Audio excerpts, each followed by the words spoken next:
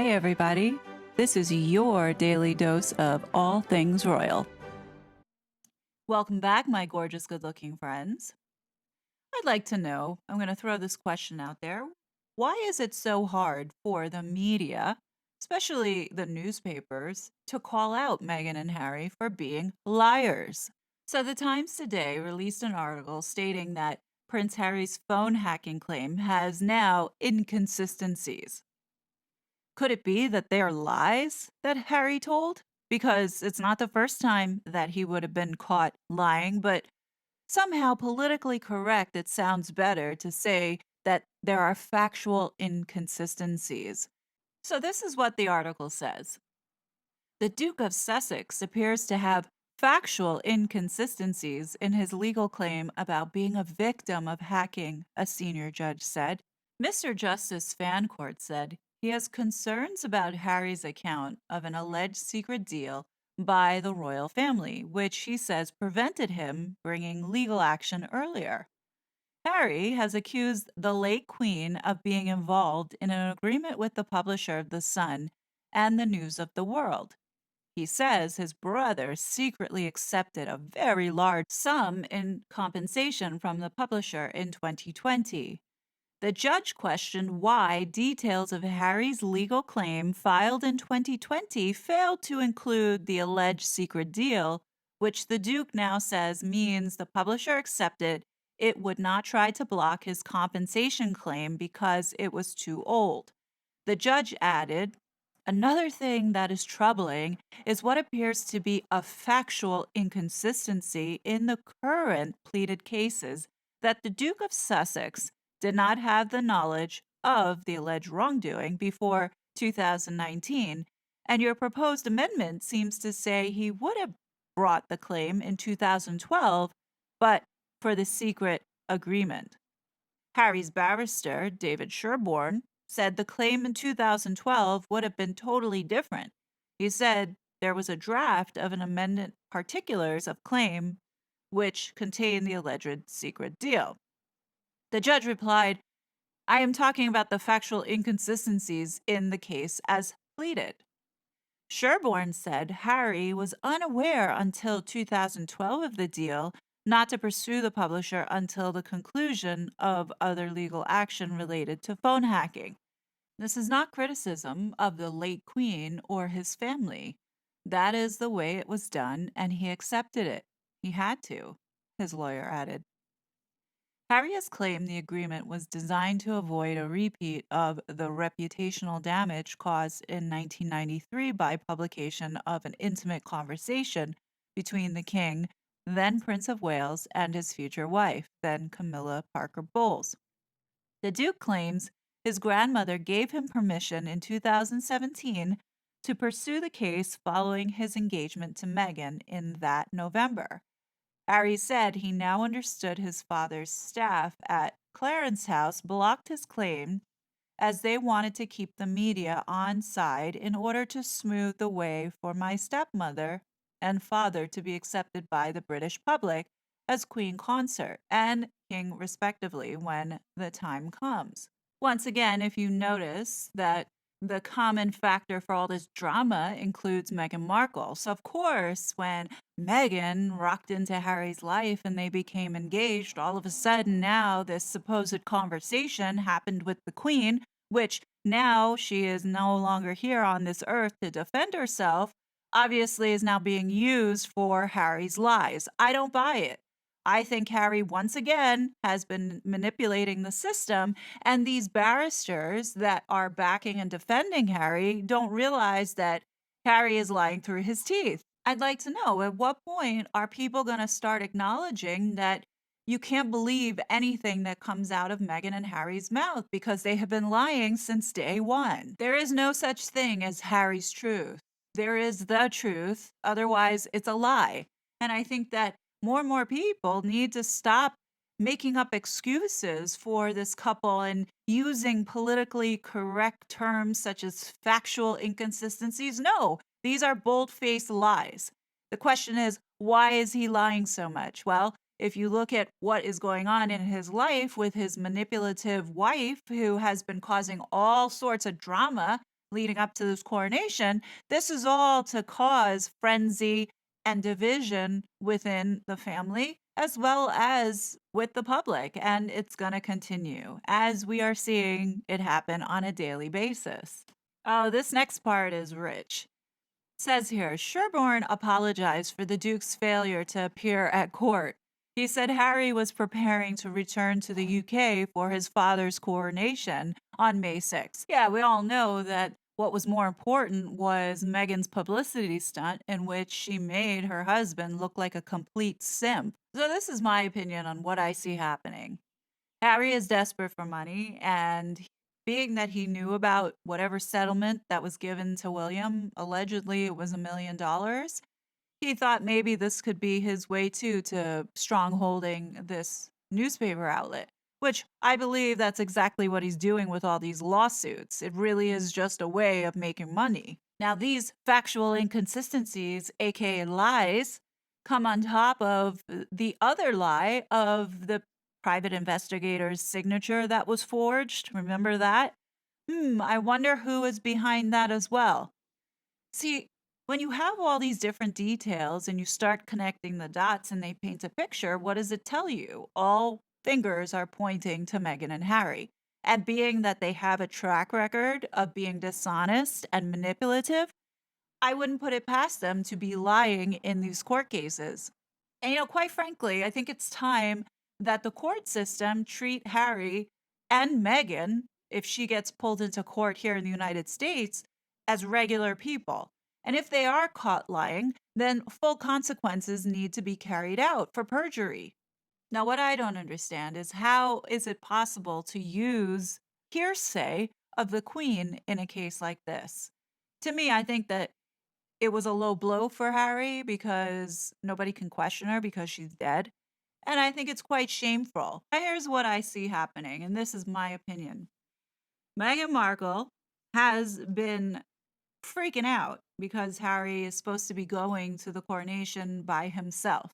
And you know what? She is scared to death that his family is going to get into his head and she's going to lose control. So, what we see now is her trying to ruin any type of reconciliation to a point where I will bet that Harry is going to stay back.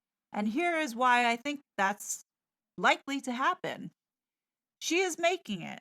So there is absolutely no way back for him to his family because she does not want to be left by herself. So she's going to make it so that he doesn't have a relationship back and that she is all he has. And being that now Harry is going to be seated 10 rows back without his bitch wife, he's not going to want to go because he's not going to want to have to face the music. It's going to be that much stress and anxiety for him to show up and then be listed in the history books as the exiled son. I mean, you can see the headlines now. I don't think Harry, his ego will not be able to handle being locked into the history books for hundreds of years now as the son that was exiled. He's not going to do it. He'd rather not be at the coronation and people just forget about it. And I think that this is the route that they might be going. Also, what sense does it make for Harry to go to the UK and then hurry back to his son's birthday party that's going to be over? Doesn't make any kind of sense. And then on top of it, have to turn around pretty much the next day to fly back to the UK because he has to be in court for his witness testimony. There's no way. He's not going to fly over there to fly back, then to fly back again. I don't see it happening. So, most likely, I think at last minute, Harry is going to be like, I'm not going because my son is more important or some other BS, but really his ego is also going to not be able to handle it and he's going to chicken out. And that's just what I think is going to happen. Because Meghan is such a stupid narcissist, she's going to do everything that she possibly can to make it look like Harry chose her over something as important as his own father's coronation and crowning to be king. She's that self centered that she would make it appear that Harry chose her. And I don't doubt that right now She is love bombing him, trying to get him to stay with her, even though we know that they have been separated, or at least believe that they have been separated. And this publicity stunt was to show off and say, see, you guys are wrong. We're not drifting apart. But really, we can see it even more when they do these types of publicity stunts. I think right now Meghan is in desperation mode and she is doing everything she possibly can to make Harry stay with her. At least skip the coronation to be with her and her son. Yeah, she could be saying, yeah, she's living life and staying in the present, but no, we know that she is stewing over the fact that she's not going to be able to go and be present and seen in this historic event. And that is really what's eating her up inside. The more she does these stupid stunts, the more the public realizes how pathetic she really is. And it's quite sad. You see, at this point, we can't really harp on the fact that King Charles and the family are not doing anything or, keep screaming that they should strip the titles. Look, we've been screaming this for the last 5 years. Whatever happens to the family or whatever Meghan Markle does, really, you can't blame anybody but the royal family for allowing it to happen because they didn't take action from the very beginning, which was cut the head of the snake off from the beginning. Now we see that the YouGov polls have come out and King Charles is not as popular with the Gen Z because of partially the whole racial situation. Well, whose fault was that? Really, was Meghan and Harry going on TV and lying, and nothing was done about it. Instead, it was allowed to continue and the narrative to continue on, to which it ultimately has damaged the popularity of the new king in place. So, whatever is now going to come of Charles's reign, and if it is influenced by these two idiots who rocked up onto the scene and abused their public platform because it was not taken away, then really that's their fault. And I know many of you think that the monarchy will not crumble as a result of these two. Well, guess what? It is right in front of our eyes. The polls that have been taken amongst the next generation coming in do not see the need for a monarchy. In addition, Meghan and Harry have caused so much racial tension and getting the Commonwealth, those that are still left under the king's rule or sovereignty, are now questioning whether or not they should continue to stay within under the king. Personally, what Meghan and Harry have been doing has been quite damaging. And if you guys don't understand that, look at all these race baiters that are part of the Republic that are doing everything in their possible capacity to bring down this institution. Which, by the way, let's not forget, the majority of Meghan and Harry's followers, the ones that Meghan and Harry fund and also support in public, are part of this republic and taking down the monarchy. So you tell me that Meghan and Harry are not a part of destroying this institution because they're exactly doing what we think is impossible of doing.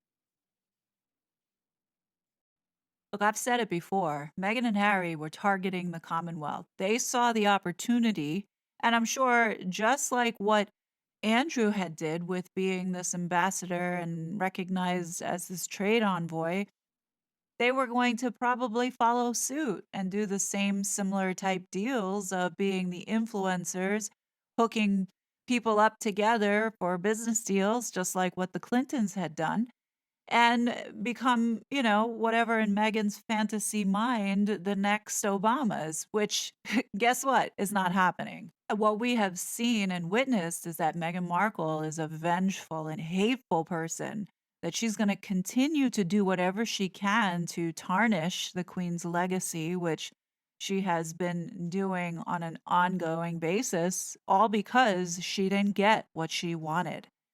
And it will be Charles's fault if he allows her to continue on doing this, in which I think he needs to release the Kraken and expose her for what she is, a fraud.